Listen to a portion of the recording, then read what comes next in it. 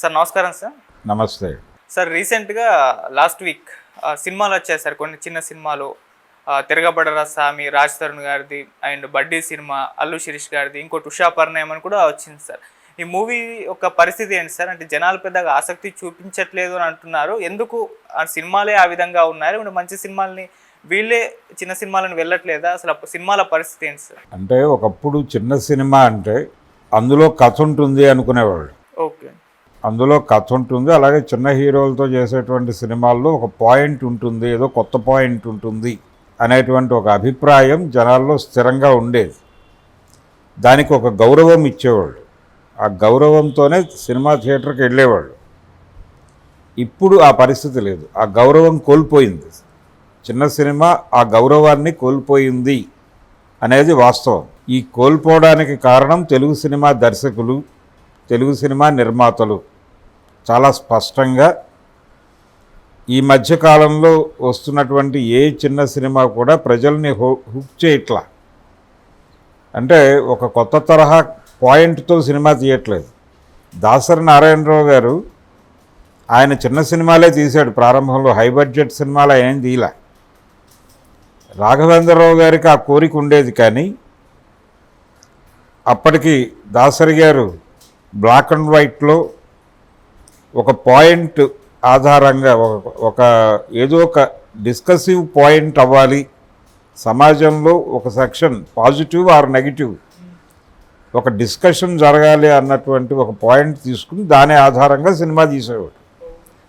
బాలచందర్ గారు అలాగే తీసేవాడు. ఆయనవి పెద్ద సినిమాలు ఏం కాదు, ఆయన కూడా బ్లాక్ అండ్ వైట్లో చిన్న బడ్జెట్లో సినిమాలు తీసేవాడు. దేవదాస్ కనకాల గారు చలిచేమలు అనే సినిమా ₹1,00,000 తీశాడు ఆ రోజుల్లో. ఆ ₹1,00,000 కూడా 10 మంది తలో 10,000 వేసుకుని తీశారు ఆ సినిమా. ఒక కొత్త పాయింట్ చెప్పాలనుకున్నారు, చెప్పారు. అలాగే ఒక ఊరి కథ రవీంద్రనాథ్ గారు తీశారు మృణాల్ సేన్ డైరెక్షన్లో, అది అంతే. ప్రేమ్చంద్ గారి కథ అది, మున్షీ ప్రేమ్చంద్ గారి కపన్ అనేటువంటి కథని సినిమా తీయాలనుకున్నారు, తీశారు. సిఎస్ రావు గారు ఊరుమ్మడి బతుకు నాటకాన్ని బిఎస్ నారాయణ గారు తక్కువ బడ్జెట్లో సినిమాగా తీశాడు, ప్రజలు ఆదరించారు వీటన్నిటిని. ఓకే, ఇది ఒక పద్ధతి. ఇప్పుడు ఈ చిన్న సినిమాలు అనుకుని తక్కువ బడ్జెట్లో సినిమాలు చేస్తున్నాము అని అనుకుంటున్నారు, కానీ వీళ్ళ దృష్టి అక్కడ లేదు. అంటే ఒక కొత్త పాయింట్ని, సమాజంలో ఒక ఘర్షణ ఉంటుంది. అంటే ఆ రోజున సమాజం వేరు, ఈ రోజున సమాజం వేరు, సమాజం మారుతూ ఉంటుంది. ఈ మారిన సమాజం తాలూకా డైనమిక్స్ అర్థం కావట్లేదు తెలుగు సినిమా దర్శకులకి, రచయితలకి కూడా. ఈ డైనమిక్స్ అర్థం కాకపోవడం వలన మూస కథలతో సినిమాలు చేస్తున్నారు. ఆ ధోరణి మనకి ఈ వారం రిలీజ్ అయినటువంటి సినిమాల్లో చాలా స్పష్టంగా దర్శనం ఇచ్చింది. విజయభాస్కర్ ఒకప్పుడు ఆయన అద్భుతమైన విజయాలు సాధించాడు. అంటే స్వయంవరం సినిమా, అంతకుముందు ప్రార్థన అనే సినిమా తీశాడు ఆయన. స్వయంవరం సినిమా నుంచి ఆయన వైపు ప్రేక్షకులు దృష్టి పెట్టడం మొదలైంది. అది కూడా కొత్త ఆర్టిస్టే, తొట్టెంపూడి వేణు ఎవరో తెలియదు అప్పటికి. ఆ సినిమాలో హీరోయిన్గా నటించినటువంటి లయ ఎవరో తెలియదు ప్రపంచానికి, కానీ జనం చూశారుగా ఆ సినిమా. ఎందుకు వెళ్ళారు థియేటర్ కంటే, ఏదో కొత్త హీరో, కొత్త ఆర్టిస్టులతో సినిమా. దాసరి గారి స్వర్గ నరకం సినిమాలో ఎవరున్నారు? కొత్త ఆర్టిస్టులే వాళ్ళందరూ. మోహన్ బాబు, ఈశ్వరరావు, జయలక్ష్మి, అన్నపూర్ణ, వీళ్ళందరూ కొత్త ఆర్టిస్టులే కదా. ఎందుకు వెళ్ళారు థియేటర్కి జనాలు? ఏదో కొత్త పాయింట్ ఉంటుంది ఈ సినిమాలో అనే హోప్ ఉంది ఆ రోజున, ఇప్పుడు లేదు. దాన్ని చంపేశారు వీళ్ళందరూ కలిసి. ఆ రోజున స్వయంవరం అనే సినిమా, తర్వాత ఆయన చేసినటువంటి నువ్వే కావాలి, నువ్వు నాకు నచ్చావు, మన్మధుడు, ఇలాంటి మల్లీశ్వరి, ఈ సినిమాలన్నిటిలోనూ కామన్గా ఒక పాయింట్ ఉంటుంది. టోటల్గా ఆయన తీసిన సినిమాలో ఒక వివాహం నిశ్చితమై ఉంటుంది ప్రతి సినిమాలోనూ. ఒక నిశ్చితమైన వివాహాన్ని డిస్టర్బ్ చేసి కళ్యాణ మండపంలో వేరే పెళ్లి కొడుకుతో పెళ్లి జరగటం అనేదే పాయింట్ ఆయన టోటల్ అన్ని సినిమాల్లోనూ. ఓకే, నువ్వు నాకు నచ్చావు, పెళ్లి ఏర్పాట్లలో పాల్గొనడానికి వెంకటేష్ వెళ్తాడు అక్కడికి. ఆ ప్రాసెస్లో ఆ అమ్మాయి ఇతని పట్ల అనురక్తి నింపుకుంటుంది, చేంజ్ అవుతుంది, అభిప్రాయం మారుతుంది. ఆ మారిన అభిప్రాయం ప్రకటించడానికి ఘర్షణ పడి ప్రకటించి ఫైనల్గా అతన్నే పెళ్లి చేసుకుంటుంది. అతను కూడా అంగీకరించాడు, ఇది పద్ధతి కాదు అనే, చాలా జెంటిల్గా వ్యవహరిస్తారు. అయినప్పటికీ మనిషి తన అభిప్రాయాలకి గౌరవం ఇచ్చి తీరాలి అనేటువంటి ఒక పాయింట్ మీద, ఆత్మగౌరవం అంటే ఎవరి కోసమో అభిప్రాయాలు చంపేసుకోనక్కర్లేదు, అభిప్రాయాల మేరకు ప్రకటించి వెళ్ళటం తప్పేం కాదు అనే ఒక జెంటిల్ పాయింట్ మీద నడిచిన కథ అది. మన్మధుడు సినిమాలో కూడా అంతే.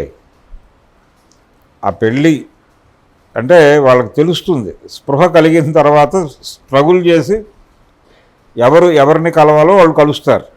ఈ పాయింట్ ఆధారంగానే ఆయన సినిమాలన్నీ తీశాడు.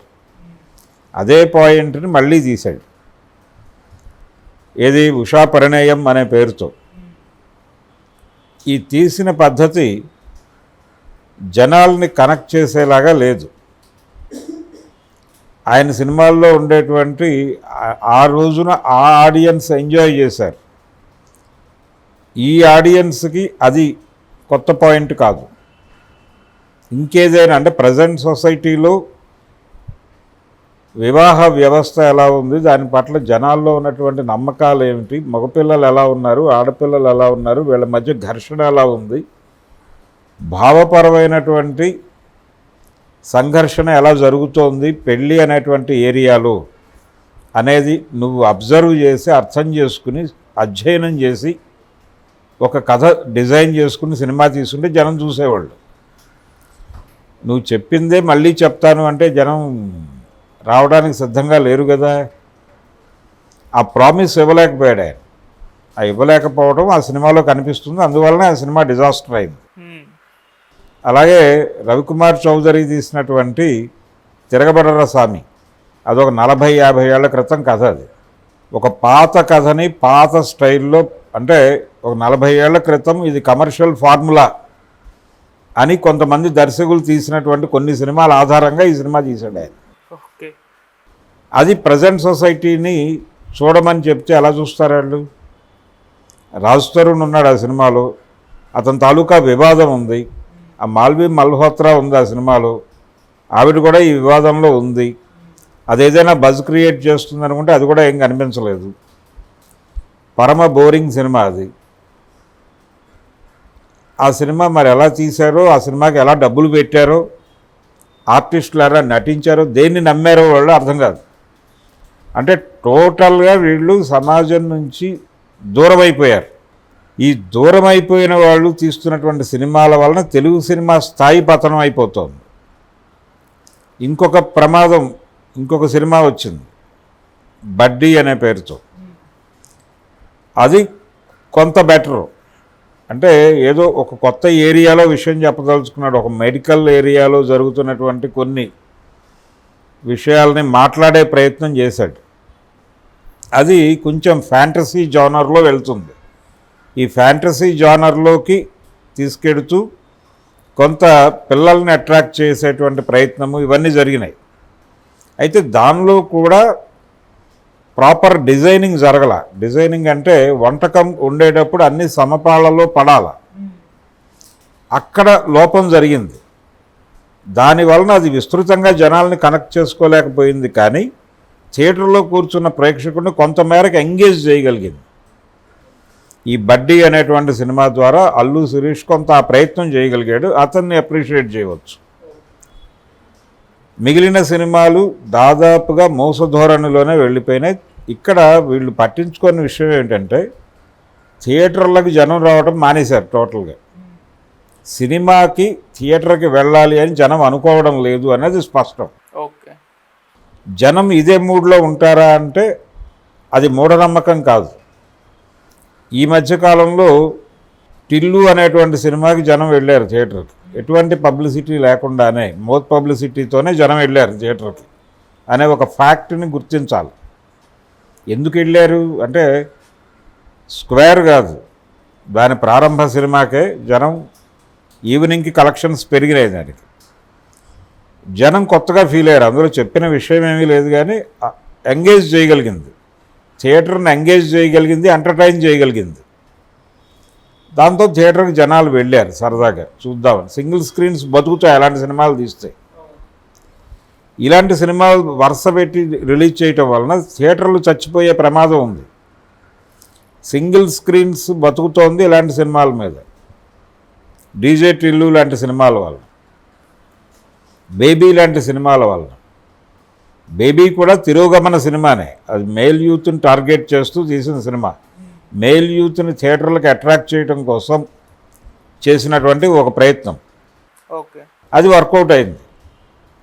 దానికి ముందు అదే ఫార్ములాతో RX-100 అనే సినిమా కూడా జనం విపరీతంగా చూశారు.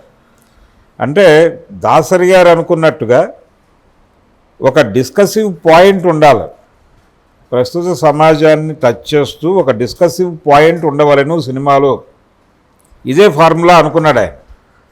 మా ఫార్ములాతోనే సినిమాలు తీసాడు, సక్సెస్ అయ్యాడు ఆయన. ఓ మనిషి తిరిగి చూడు, స్వర్గం నరకం, దేవుడే దిగి వస్తే, ఈ సినిమాలన్నిట్లోనూ కొత్త పాయింట్ ఉంటుంది. బాబు అనేటువంటి ఒక పెద్ద సినిమా డిజాస్టర్ అయిన తర్వాత, డిజాస్టర్ ఏం కాలేదు, డబ్బులు వచ్చినాయి, కానీ వాళ్ళు అనుకున్న రేంజ్లో హిట్ అవ్వలేదు. అది రాఘవేంద్రరావు గారి మొదటి సినిమా. ఆ సినిమా దెబ్బతింటానికి కారణం జీవనజ్యోతి అనే సినిమా. జీవనజ్యోతి ఇది రిలీజ్ అయిన 1 వీక్ తర్వాత రిలీజ్ అవడంతో జనాలు అటు డైవర్ట్ అయిపోయి ఈ సినిమాని వదిలేశారు. అయితే ఆ ప్రయోగం విఫలమైన తర్వాత ఆయన కూడా చిన్న సినిమా వైపే డ్రైవ్ అయ్యాడు. రాఘవేంద్రరావు కూడా క్రాంతి కుమార్ గారి డైరెక్షన్లో మమతల కోవెల అనేటువంటి ఒక నవలను తీసుకుని జ్యోతి అనే పేరుతో సినిమా తీశాడు ఆయన. అది రాఘవేంద్రరావుని జనాల్లో ఒక గుర్తింపు ఇచ్చింది సినిమా.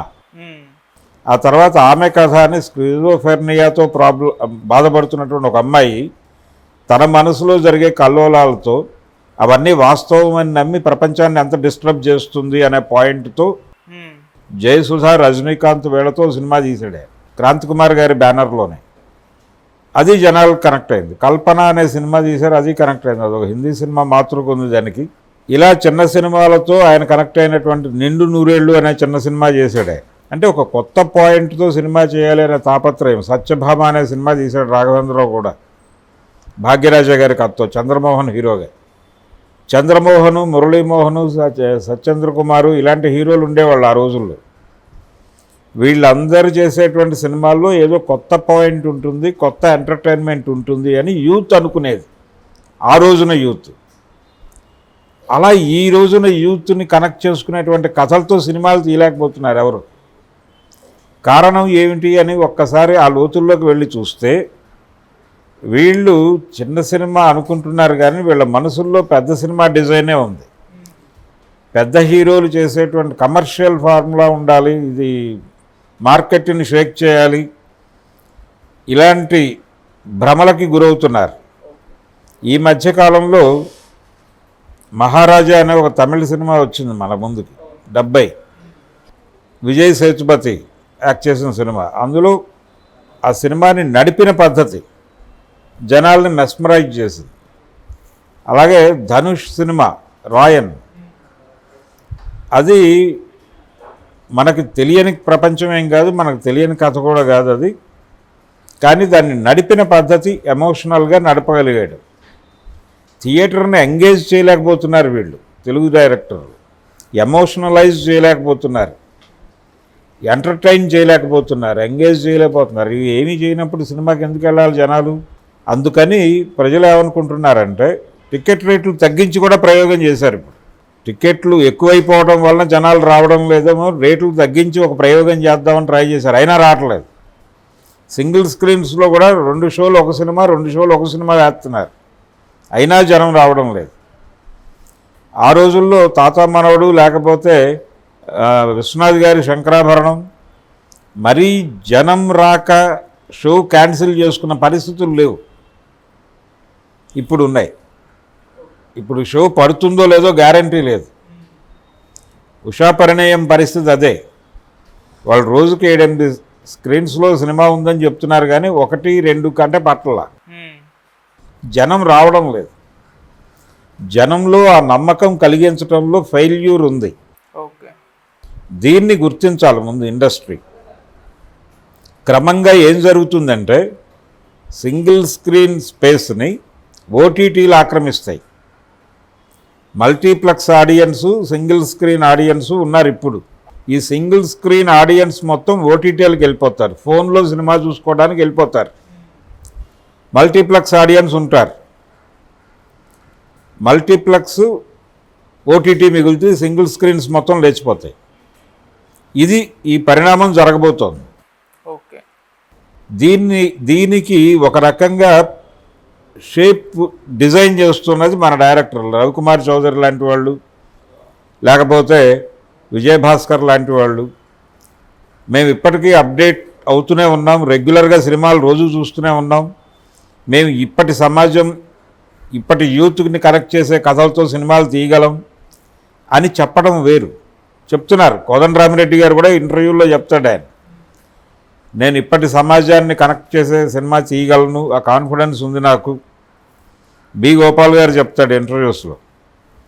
కానీ ఇప్పటి సినిమాలు చూసి ఇప్పటి సినిమా తీయటం కాదు, ఇప్పటి సమాజాన్ని అర్థం చేసుకోవాలి.